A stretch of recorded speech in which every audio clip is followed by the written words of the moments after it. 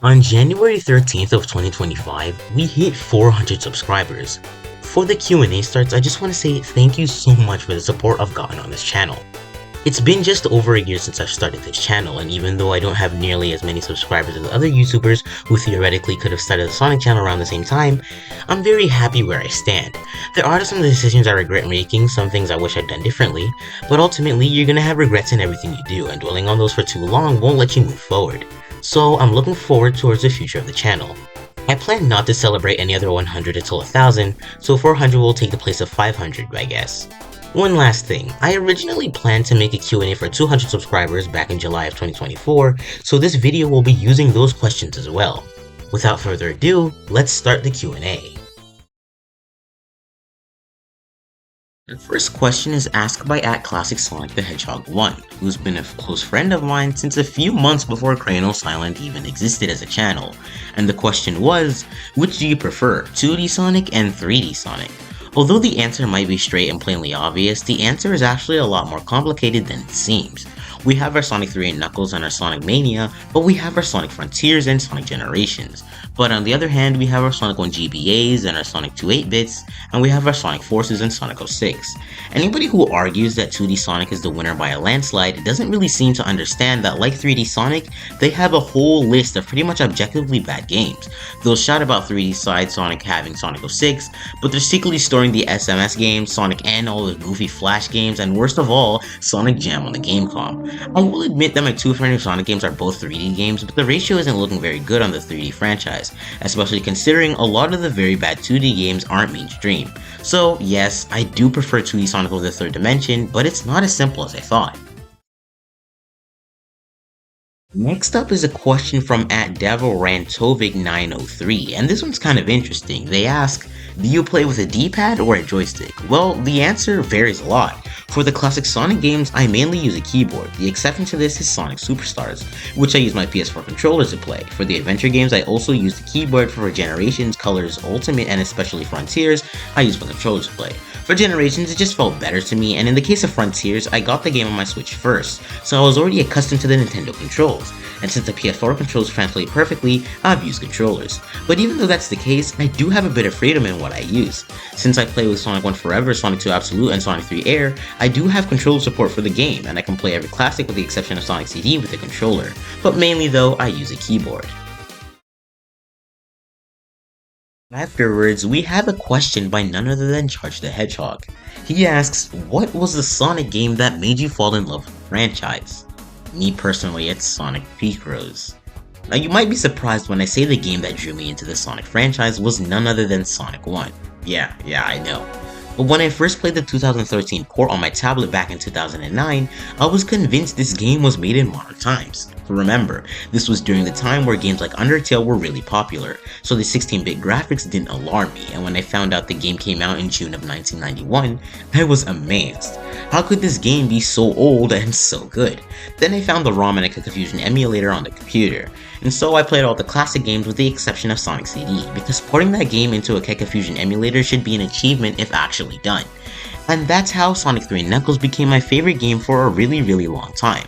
And that was until Sonic Frontiers was announced, and after playing the original version of Sonic 1, I've kept tab on the series. I have a vague memory of playing Sonic and All-Stars Racing Transformed way back when, but that wasn't the main reason I started loving the franchise. And next, we've got quite the question here by Algatu2013 who asked, would you ever want Hypersonic to return?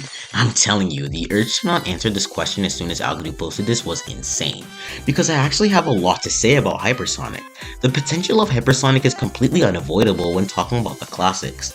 Sonic 3 and Knuckles did Hypersonic right, because they gave the player an extra challenge to get the form while also revoking Supersonic from you and rewarded you for your effort with the strongest version of Sonic that exists. So I'd love to see him in future installments of the series, but I completely understand why Sega won't do it. The Super Emeralds do exist. They were clearly hinted at in Sonic Mania's Lava Ray for Knuckles, and Mania's connected to Forces. So it's not they're simply a bonus content for lock-on technology and nothing else. Plus, if Hypersonic wasn't such a big deal, why'd he add them in Origins? So it's not that they disappeared or anything, I think it's simply because of what we call power scaling. And I really can't think of a better example for this than Dragon Ball.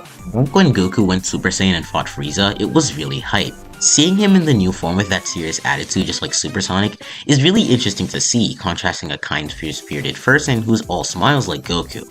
But nowadays, it's gotten to the point where Goku has two evolutions of Super Saiyan itself, three if you're counting non-canon, a God form, a Super Saiyan form from that God form, and a powered-up version of the Super Saiyan form of that God form, and Ultra Instincts. Essentially, what I'm trying to say is that Sonic had access to the Super Emeralds all the time, then Sonic wouldn't have a reason not to use Hypersonic, and he would also not have a reason to use Supersonic himself, making him obsolete. Still though, having the Super Emeralds be at the very least post-game content, or like with the case of Frontiers, is something I think should be implemented into modern Sonic games.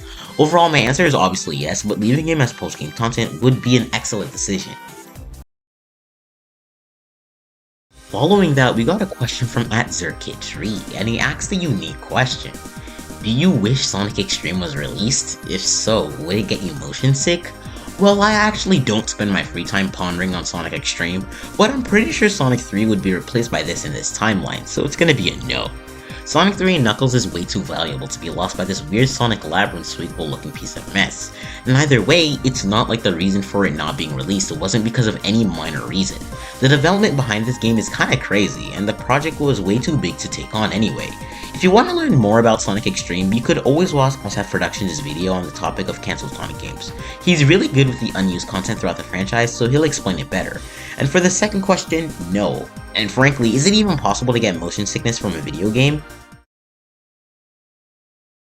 The next question is actually from somebody really important to me, and that's @SoaringStars314, one of my first fans ever, and has consistently been here throughout the duration of the channel. And they asked, what did Sonic CD do to you when you were little that made you hate it? Look, way back when I played Sonic CD for the first time, it was obvious that the game was, different from the others. The trilogy had a fixed set of rules that it followed, and it fit with each other amazingly. Sonic CD is like an unwanted fourth installment, or third installment if you want to get technical. The gameplay wasn't satisfying, the level design is almost completely consistently bad, being very confusing and having you restart parts all over again, and the penultimate boss fight is actually the best boss in the game, with every other one being bad in some way and the final one being, you're joking me, right? Also, this question was asked in a point in time before I made the Sonic CD review, so I think he knows now. And the last question I got was actually a series of 3 questions asked by Lucy. No, I'm not saying that. The first question was top 5 Sonic games? If we can only add official games, then the top 5 starting from 5 would be Sonic Superstars, Sonic 1, Sonic Mania, Sonic 3 and Knuckles, and Sonic Frontiers. But if we're allowed fan games, then Sonic Frontiers would go to 2nd, and Sonic World would go to 1st. Mania would be in 4th, with Sonic Triple Trouble going to 3rd. And the last question was something that really had me thinking. What are your plans for the future of the channel? This is one of the questions that have changed since of course the original response was written 6 months ago. As of January of 2025, my main goal is to upload higher quality content at least once every 2 weeks, but that's only in extreme emergencies, meaning weekly content should be the standard. I also want to use this year to branch out of reviews, and even though I really see the consequences of starting the channel the way I did, I think it'll be worth it in the end. The first question on this post was by Classic Sonic the Hedgehog again, and he asks, what's your favorite Sonic design? And this doesn't really have a concrete answer. I like Times and Hess Sonic, Toei Sonic, late 1990s art, they're all amazing. It can honestly change very quickly for me, but the most consistent is IDW Sonic. He's a lot more light blue, more smooth and shiny, and it just looks nice overall. So all in all, it'd be IDW Sonic, even though technically it shouldn't really count because that's literally just modern Sonic. The next question is from L-Button-X, who asks, which Sonic game do you think should get a remake? I don't think this question is all that hard to answer, because when it comes to remakes and not re-releases, I think it should be Sonic Heroes, and that's only really because it's the only mainline game that really needs one. Remaking the classics wouldn't make any sense, and it'd make even less sense with Sonic Origins. Nobody would even like a remake of Sonic Adventure or Sonic Adventure 2, we already have PO6 and the rest of the games are just as right as they are. Sonic Heroes' gore gameplay should probably be dramatically altered. No more same level design, no enemy rooms, and for the love of all things, I don't want to play the same game 4 times to reach the ending. It's just annoying. If we're talking re-releases though, easily Sonic Unleashed. It's literally the perfect pick, and I can finally play Sonic Unleashed without the visual bugs that Zania has. Next one is pretty straightforward by Channel Unofficial, who asks, why don't you like Sonic Adventure 2? In case you weren't already aware, I'm not a huge fan of Sonic Adventure 2 specifically. I don't want to get why exactly that is because I might talk about it in more detail later down the line, but on the surface the main reason why I strongly dislike Sonic Adventure 2 is because fundamentally the game just sucks. The controls are extremely janky and I never feel in control of the characters. Somehow the graphics feel worse than the game that came before it, the way you progress is really annoying to me, the zones in terms of level design feel worse, and it's just a bad experience. I don't think my opinion on the game will change that much because of the reason why. Next up is actually a question from one of my most active Discord members at Existism, and he asks, will you make videos about all Sonic games or will you change franchises too? Will you make gameplays or another genre? To answer the first question, I certainly hope I don't. I most likely will end up doing it, but I pray I don't end up akin to Galerius 64, because I just don't like Sonic games because they're Sonic games. I like them because of the way you don't necessarily need to play them in one way. You can add challenges, limitations, mods, and there's so many things to do. So I hope I don't go on to reviewing so much that I start talking about Sonic Eraser of all things, or God forbid, Sonic Jam on the Gamecom. I also will not change franchises at all if it wasn't already apparent. I think if I really wanted to do that, I had done it already, and now it's too late, so I'll just roll with it. As for the second question, I won't make gameplay videos. We have channels for that already, so there's no reason for it, and I also won't be changing genre. How do you change genre in a Sonic game? After that, we have a question by one of the oldest subs at Sonic Productions who asks a very exciting question. Favorite Guardian and Guardian OST and Frontiers? As you may know, Sonic Frontiers is easily my favorite Sonic game, so I'm excited to answer it. As for my favorite Guardian, it would have to be Kunoichi from Frontiers, but closely followed by Silver Master from Five on Horizon. It's a really close one though. For my favorite OST, I'd say Ghost from Morenos Island, even though I personally believe it's one of the worst Guardian fights. Next, we have two really easy questions to answer. I'm going to put these two questions together because they coincide with each other really well. The first one was asked by @PaperBros2508 and the second is asked by @HellasS1E. They are, what's your favorite Sonic game and what's the worst Sonic game, respectively. It's pretty easy to answer both of these questions. When it comes to my favorite Sonic game, it's Sonic Frontiers. It's basically the game alongside the classics that really brought me to love the Sonic franchise so much, and it's super replayable. Easy 10 out of 10 game. Now for the second question, the worst Sonic game doesn't necessarily have to be my least favorite, so with that in mind, I'm easily going with Sonic Jam on the Gamecom. It's not even close. Bring your Sonic Blast, your Sonic 2-8-bits, and bring your Sonic 06 for all that matter. They do not even compare to how awful this game really is.